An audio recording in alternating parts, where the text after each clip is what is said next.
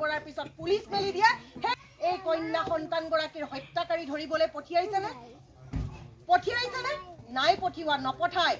তেওঁলোক ব্যস্ত ক'ত অসম চৰকাৰৰ মন্ত্ৰী আহিছে মন্ত্ৰী অসম চৰকাৰৰ বিভিন্ন বিধায়ক আহি পেলাই আজি বিহালীত পিয়াপি দি ফুৰিছে এই বিধায়ক কিজনে মাঘে ৰৌমাৰী চিনি পায় নেকি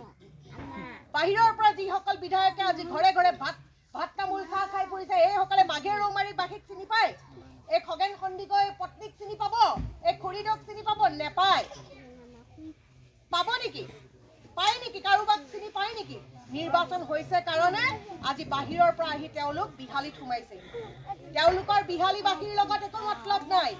যদিহে তেওঁলোকে বিহালীবাসীৰ বাবে সুচিন্তা কৰিলে হয় ৰঞ্জিত দত্ত ডাঙৰীয়াই আজি এগৰাকী বহিৰাগত বুলি ক'ব লাগিব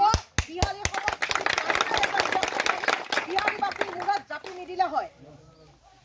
যেনেদৰে বিজেপি চৰকাৰে অসমীয়া জাতিটোৰ ওপৰত সমগ্ৰ অসমৰ ওপৰত বাংলাদেশীৰ বোজা আনি ঢালিবলৈ বিচাৰিছিলে তাৰ জৰিয়তে ঠিক তেনেকে এই ৰঞ্জিত দত্ত ডাঙৰীয়াই এগৰাকী বাহিৰৰ ব্যক্তিক আনি অসমীয়া আমাৰ বিহালীবাসীৰ সকলোৰে মূৰত মাধমাৰ সোধাইছেহি বিহালীবাসী স্বাভিমানী নহয় নেকি